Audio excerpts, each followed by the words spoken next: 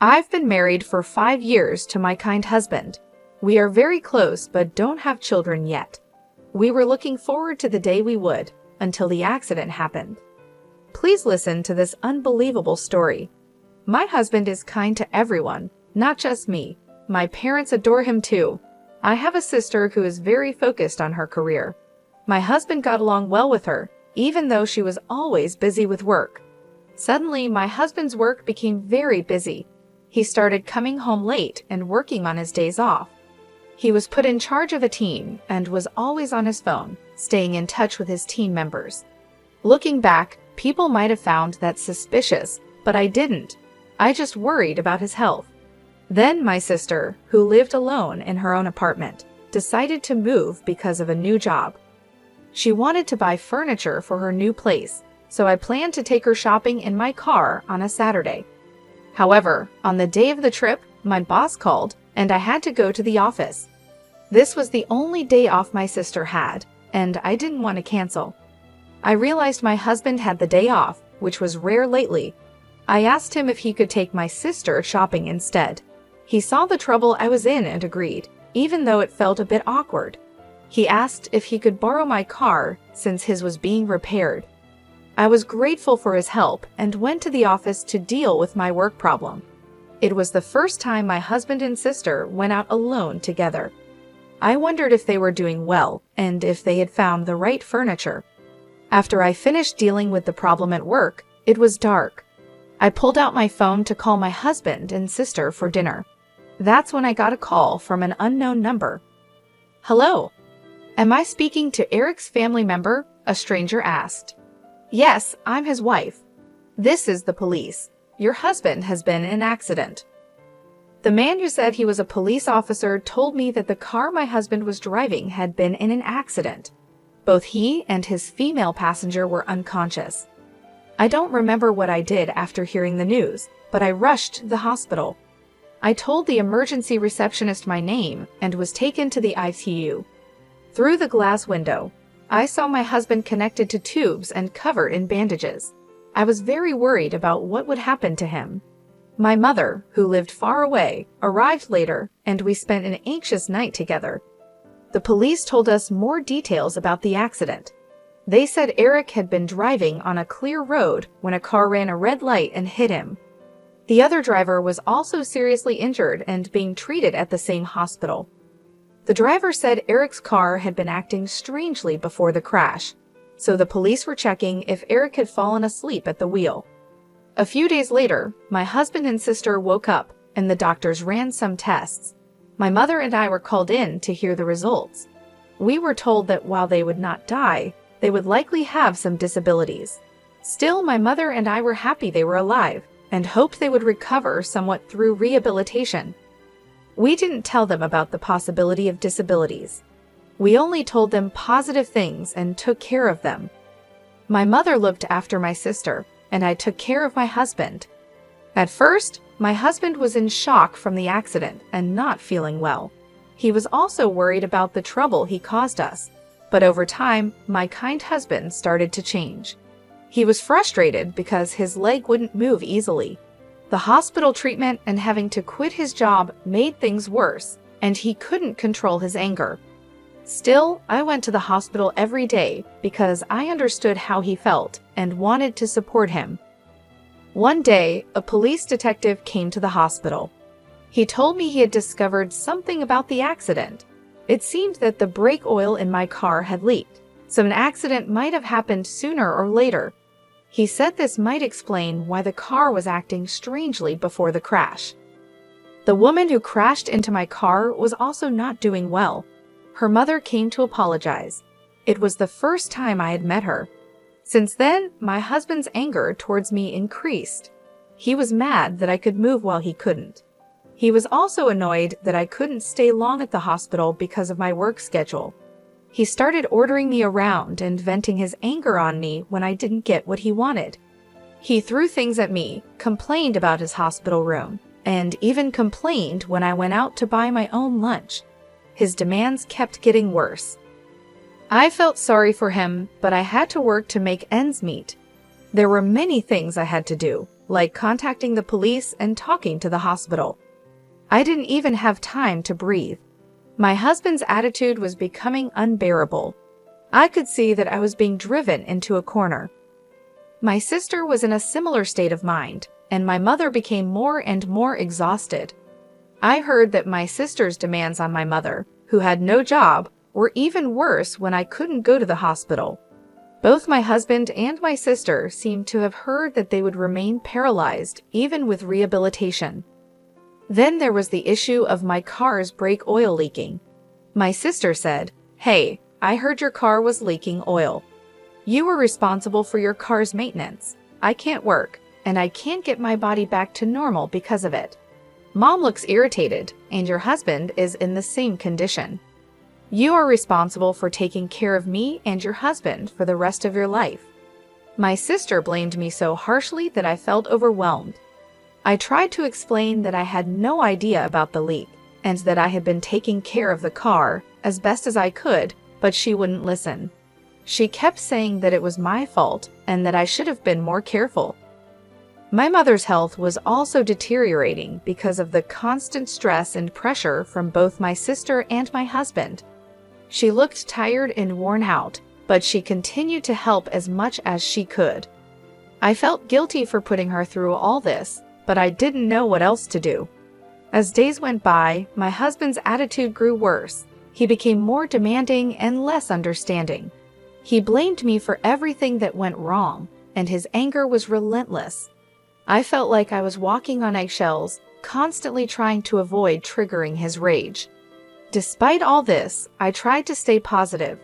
I kept telling myself that things would get better and that my husband and sister would eventually recover.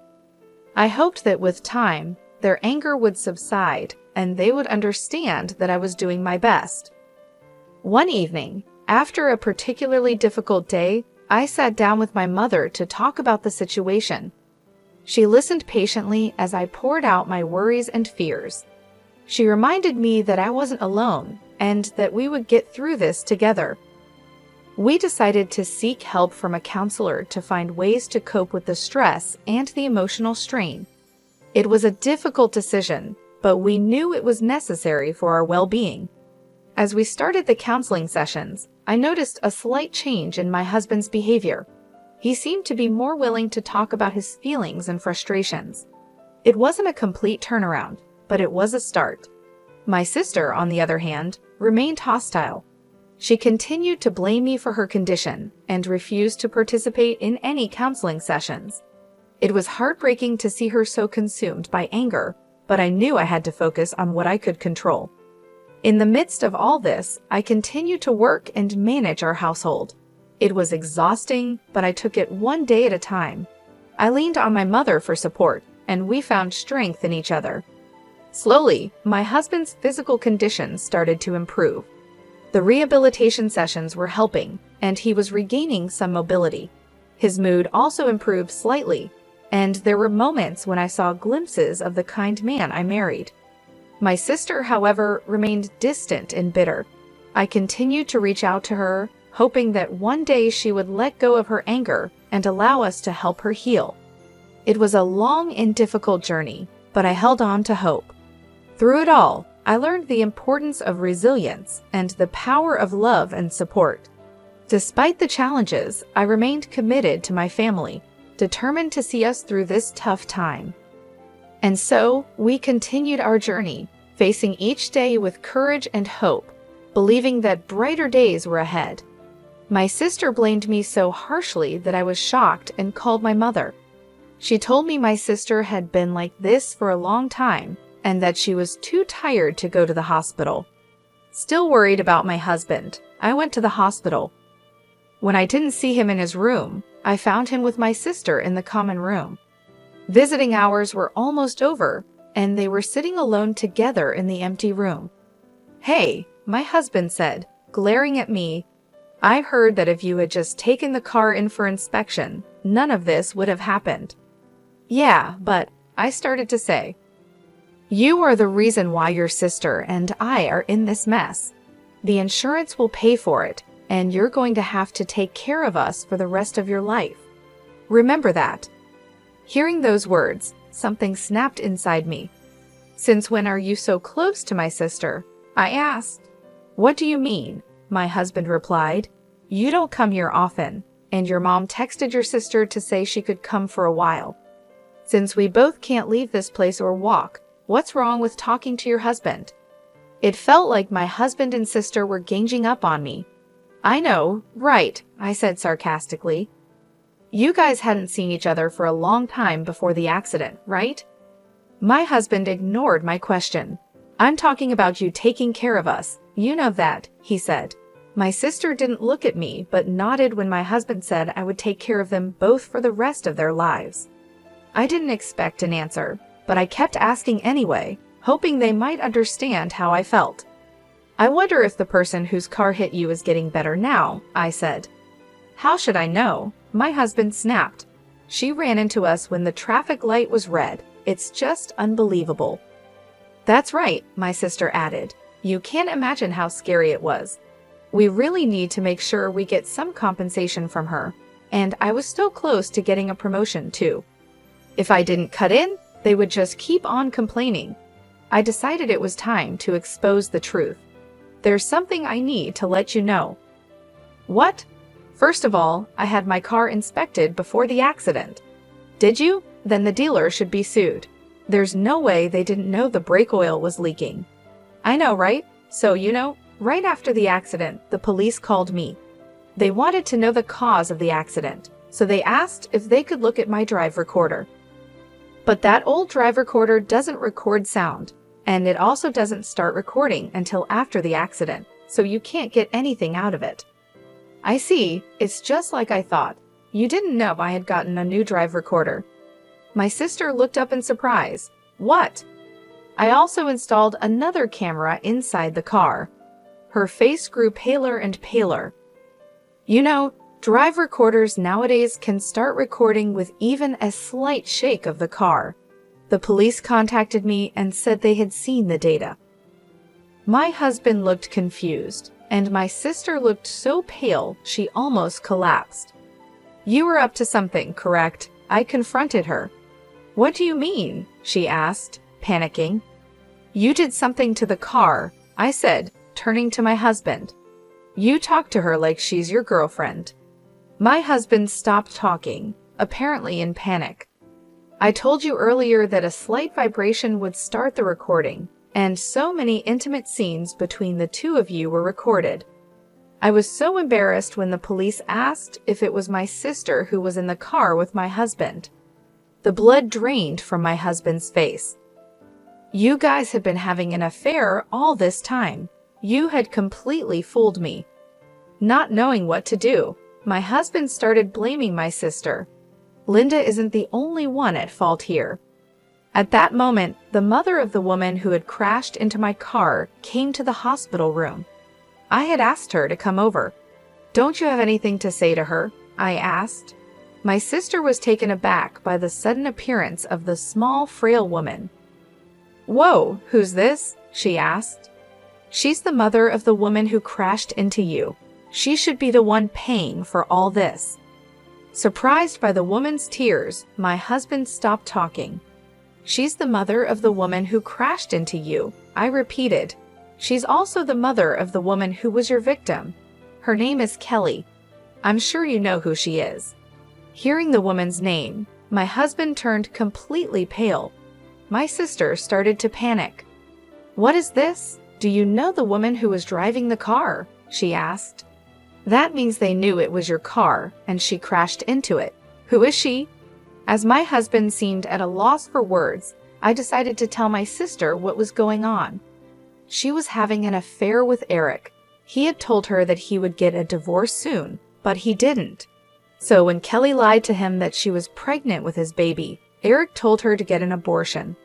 After that, she couldn't get in touch with Eric and wanted to hurt me to take revenge. "Wait, so that means," my sister started. "Right, you were in the wrong place at the wrong time," I replied.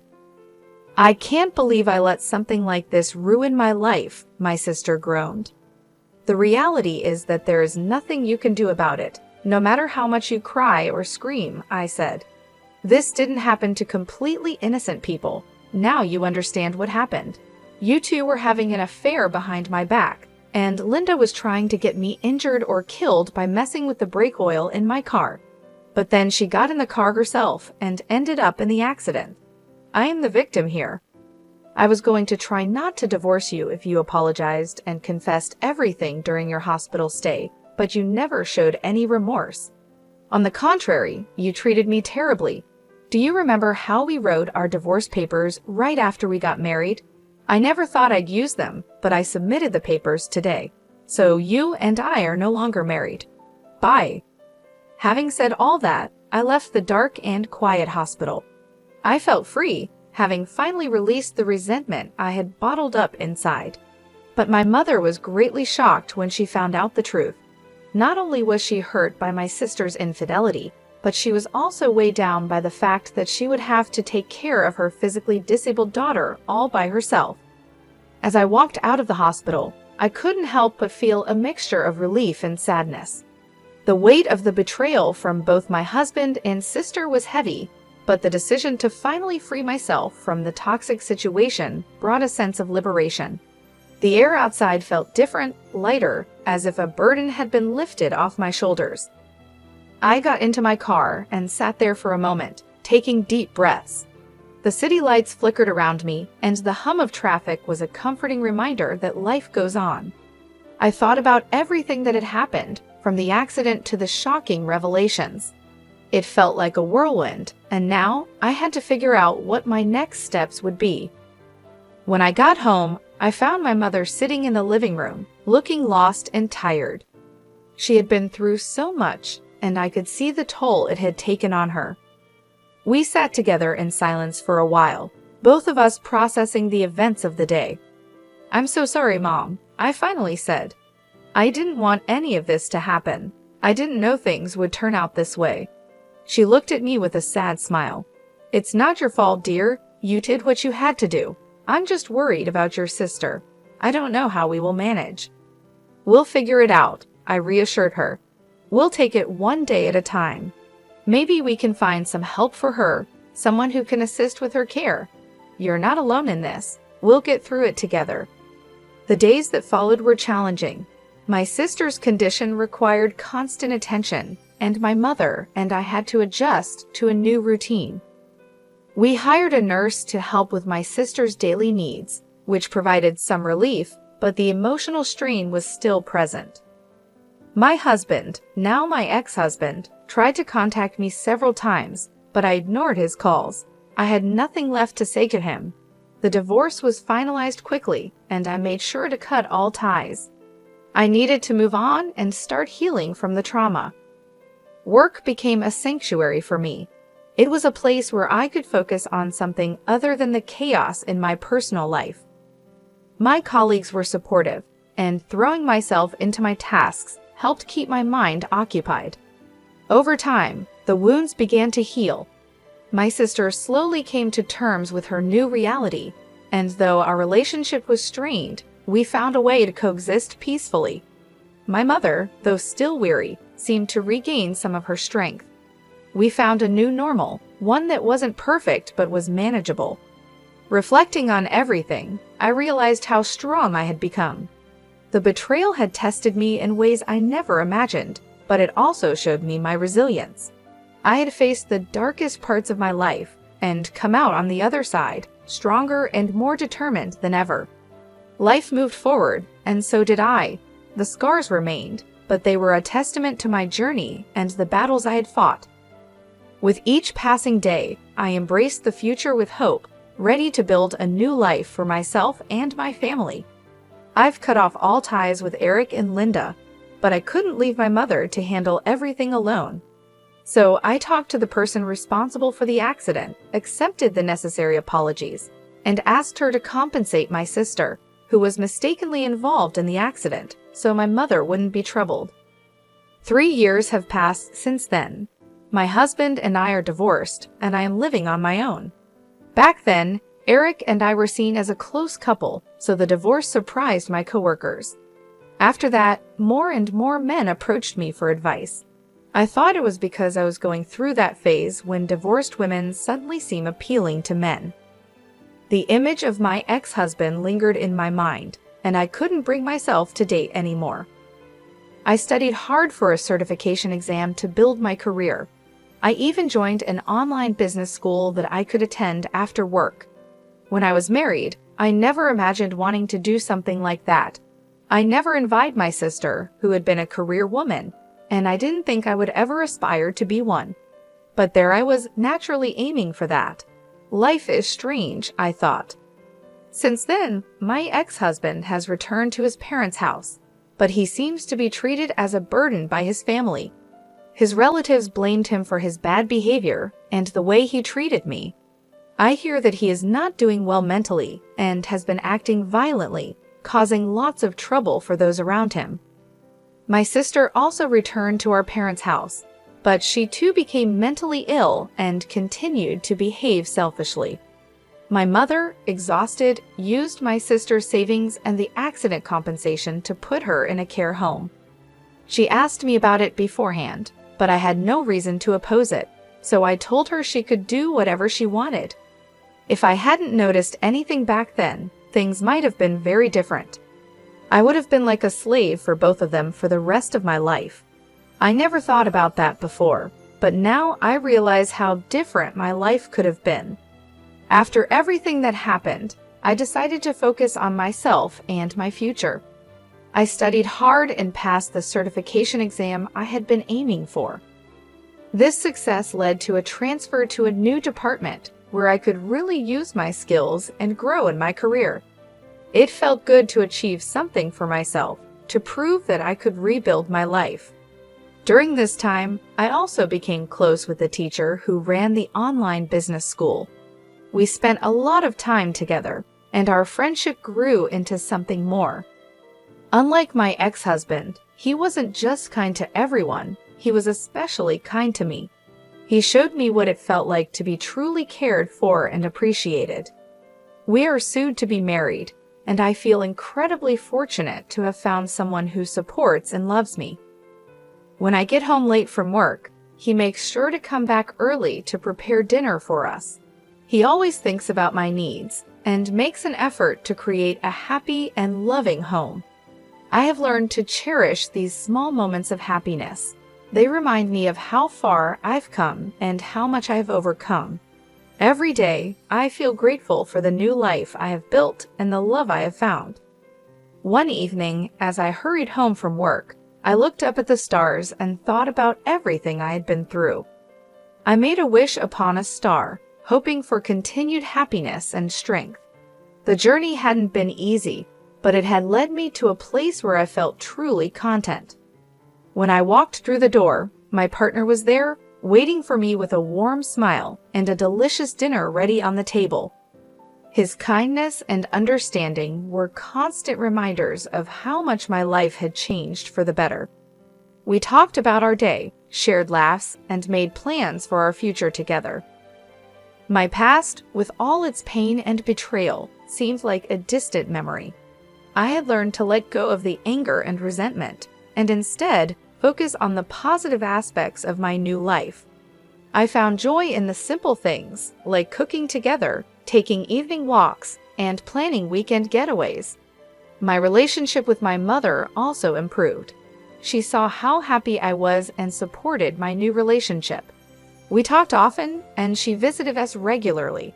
My sister was still in the care home, and while it was a difficult situation, my mother and I managed to find a balance. We made sure she was taken care of, but we also made time for ourselves and our own well-being. As my wedding day approached, I felt a mix of excitement and nervousness. I was about to start a new chapter in my life with someone who truly loved and respected me.